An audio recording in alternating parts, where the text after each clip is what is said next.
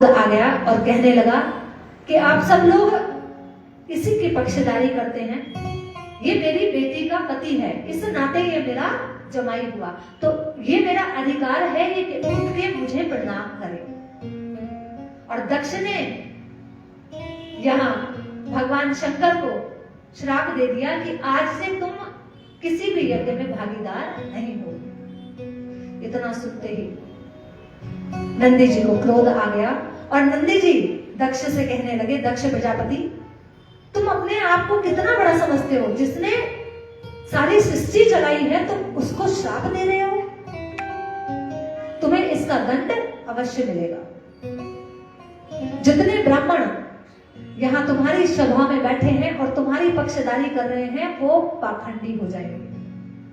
वेदों को जानते हुए भी वो पाखंड का सहारा लेंगे।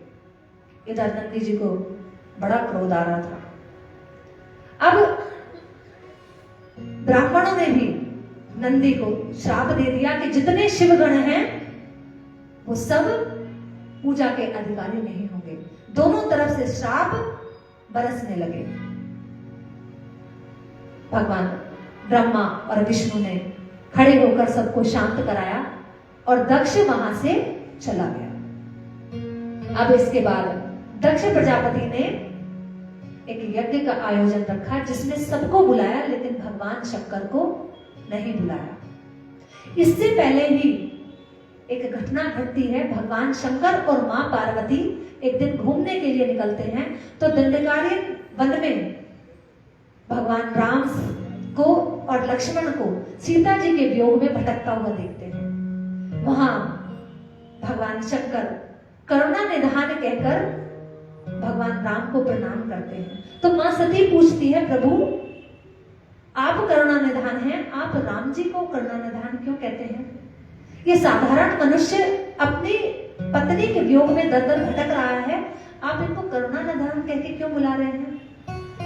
भगवान ने कहा, सती ये भगवान विष्णु के अवतार हैं, पूर्ण अवतार हैं, साक्षात विष्णु भगवान है और इनसे बड़ा करुणा निधान कोई नहीं है। भगवान होते हुए भी साधारण इंसान की तरह लीला कर रहे हैं। मां सती बड़े असमंजस में पड़ गई। ऐसा कैसे हो सकता है? भगवान ने कहा, अगर तुम्हें शंका है तो तुम जाके उनकी परीक्षा ले लो। मां सती उसी समय भगवान को प्रणाम करके भगवान राम की परीक्षा लेने के लिए उनके आगे जाके सीता का रूप धारण करके खड़ी हो गई। जैसे ही भगवान राम ने मां सती को सीता के रूप में देखा तो उनको हाथ जोड़ के प्रणाम किया। माता आप कैसे हैं? मेरे आराध्य देव भगवान शंकर कैसे हैं? मां सती बोली, मैंने कुछ नहीं कहा।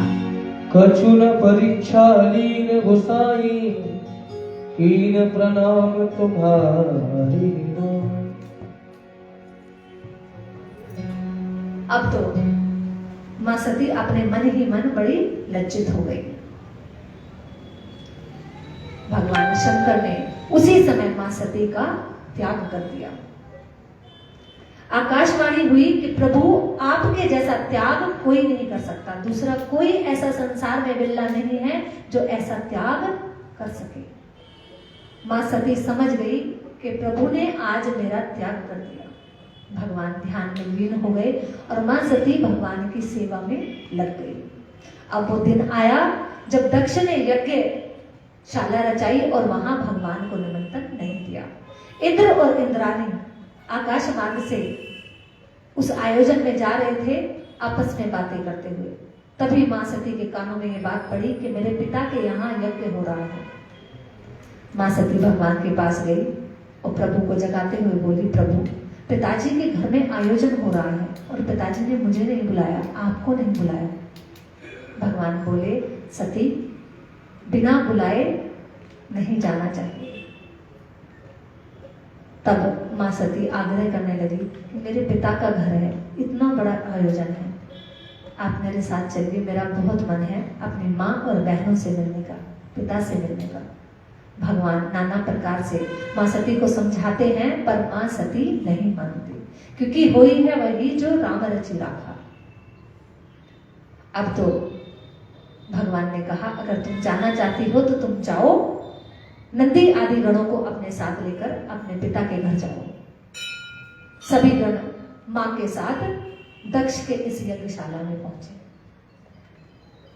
यज्ञशाला में पहुंचते ही मां ने सती को देखा और बहनों ने सती को देखा, बड़ी प्रसन्न हुई। सबने आओ भगत की सत्कार किया, गले से लगा लिया। लेकिन दक्ष मां सती को देखकर मुंह फेर लेते हैं। मां ने यज्ञशाला में देखा कि सबको स्थान मिला है लेकिन मेरे पति को स्थान नहीं मिला है। मां का मन बड़ा दुखी हुआ। उन्होंने दक्ष के पास जाकर कहा कि पिताजी, आप नहीं जानते कि भगवान शंकर देवादि देव है, सारे देवतागण उनके पीछे हैं और आपने उन्हीं को इस यज्ञ में स्थान नहीं दिया। भगवान शंकर कहने लगे कि मैंने तुम्हें यहां निमंत्रण दिया आने का, तुम किस लिए यहां आई हो? अब तुम यहां आ ही गई हो तो शांति से अपनी मां के साथ बैठो और यज्ञ पूरा होने पर यहां से चली जाना। और अगर तुम्हारा मन करता है तो तुम अभी जा सकती हो, मैं तुम्हें नहीं रोकूंगा। उस पाखंडी भस्मधारी शमशान में निवास करने वाले को मैं स्थान दूं? जो बड़ों का आदर करना नहीं जानता उसे मैं यज्ञ में स्थान दूं? मैं तो उसे श्राप दे चुका हूं, मेरे इस यज्ञ को छोड़ो, उसे किसी भी यज्ञ में स्थान नहीं मिलेगा। मां शक्ति क्रोध में लाल हो गई और कहने लगी, पिताजी आप मेरे पिता हैं इसलिए मैं आपका अपमान करना नहीं चाहती, लेकिन आप सृष्टि चलाने वाले को कितना बुरा भला कह रहे हैं। क्या आपका ये यज्ञ पूर्ण होगा? दक्ष ने कहा, जब मैंने तुम्हें यहां बुलाया नहीं तो तुम मुझे उपदेश देने वाली कौन होती हो? अब तो मां सती क्रोध में जलने लगी और उन्होंने उसी समय निश्चय कर लिया कि भगवान ने तो मेरा त्याग कर ही दिया है, आज मैं इसी हवन कुंड में अपना त्याग कर दूंगी।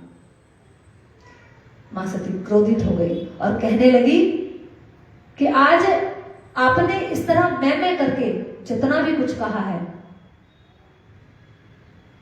आज के बाद आपके द्वारा दिया गया ये देह मैं यही भस्म करके जाऊंगी और इस अपराध के कारण भगवान शंकर तुम्हारे इस यज्ञशाला को आके बिल्कुल मिटा देंगे, विध्वंस कर देंगे इसका। मां सती ने वहीं पे यज्ञ हवन के कुंड के पास में ही समाधि लगा ली और देखते ही देखते ज्वाला से अपने शरीर को भस्म करके यज्ञ कुंड में आहुति डाल दी। बोलो भगवत भक्त वत्सल भगवान की जय, बोलो माता सती की जय। अब मां के भस्म होते ही वहां हाहाकार मच गया। नंदी पहले ही उस सभा में अधिक प्रशंसा करने वाले इस दक्ष को श्राप दे चुके थे कि तुम्हारा मुख बकरे के जैसा हो जाए, बकरे का हो जाए, क्योंकि बकरा हमेशा मैं करता है और तुम भी आज मैं करके भगवान के साथ विरोध कर रहे हो। अब तो नंदी ने जाके तुरंत भगवान से कहा कि प्रभु, दक्ष ने मां का अपमान किया और मां ने अपने शरीर की आहुति उसके हवन कुंड में लगा दी। भगवान क्रोधित हो गए। उन्होंने अपनी एक जटा उखाड़ी जिसे 2 भागों में नीचे धरती पर पटक के लेके मारा। उसमें एक में भद्रकाली और एक में वीरभद्र का जन्म हुआ। बोलो भक्तवत्सल भगवान की जय हो। अब जैसे ही वीरभद्र और मां काली प्रकट हुए, उन दोनों ने भगवान की स्तुति की। भगवान से कहा, भगवान हमें क्या आदेश है? तब भगवान ने कहा कि दक्ष के हवन कुंड में जाकर तहस नहस कर दो और उस हवन को बर्बाद कर दो। महाकाली और वीरभद्र दोनों दक्ष के हवन कुंड की तरफ बढ़े और वहां जाकर सब कुछ तहस नहस कर दिया। देखते ही देखते पूरी सभा में वीरभद्र ने दक्ष को पकड़ा और उसका शीश काट के हवन कुंड में आहुति दे दी। अब तो सभी देवताओं में कोहराम मच गया कि ये क्या हो गया। ये यज्ञ जो हो रहा था देवताओं को बल देने के लिए हो रहा था। सभी मिलकर भगवान विष्णु के पास गए और विष्णु भगवान सबको लेकर शंकर जी के पास गए। प्रभु, बहुत गलत हुआ है, दक्ष ने गलत किया था, लेकिन ये हवन पूर्ण होना बहुत जरूरी है। तब जाके भगवान ने कहा कि जो भी उत्तर दिशा की तरफ कोई पहला जीव तुम्हें मिले उसका शीश काट के ले आओ। बकरा मिला और बकरे का शीश लाकर दक्ष के मुख पर जोड़ दिया गया। अब दक्ष को अपनी करनी पर बहुत पछतावा हुआ और वो भगवान के सामने हाथ जोड़कर उनकी स्तुति करने लगा। बोल भक्त वत्सल भगवान की जय। तेरा पल पल बीता जाए मुख से जप ले नमः शिवाय। तेरा पल पल बीता जाए मुख से जप ले नमः शिवाय। तेरा पल पल बीता जाए मुख से जप ले नमः शिवाय।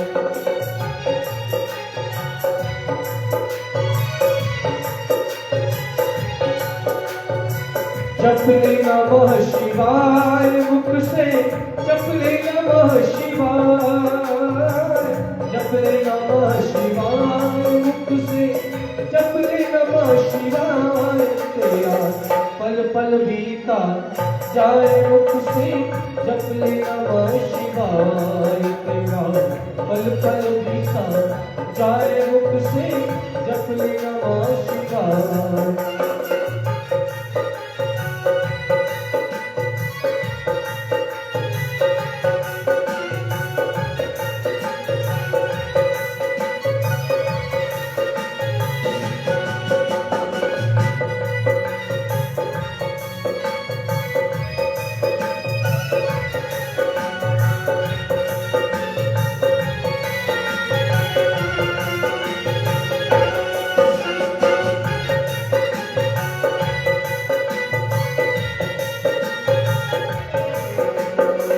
शिव शिव तुम हृदय से बोलो मन मंदिर का पर्दा खोलो।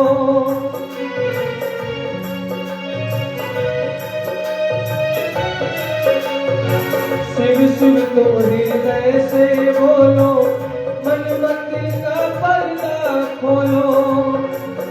ये अवसर खाली न जाए मुख से जप लो नमः शिवाय। तेरा पल पल बीता जाए मुख से जप ले नमः शिवाय।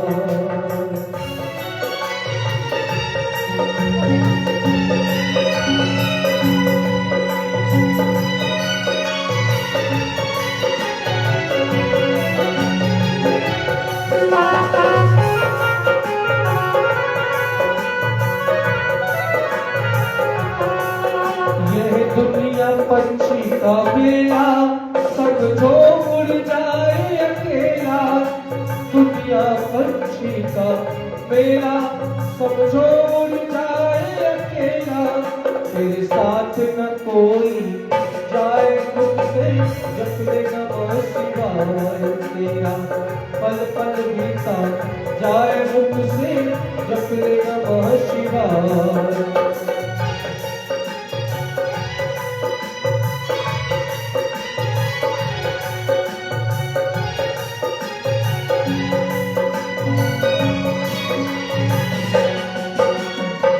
शिव पूजन में मस्त बने जा भक्ति का रस पान किए जा।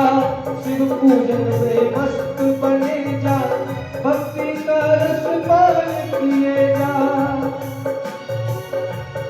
तो सहज कृपा मिल जाए मुख से जप लो नमः शिवाय। तेरा पल पल बीता जाए मुख से जप ले नमः शिवाय। तेरा पल पल बीता जाए मुख से जप ले नमः शिवाय।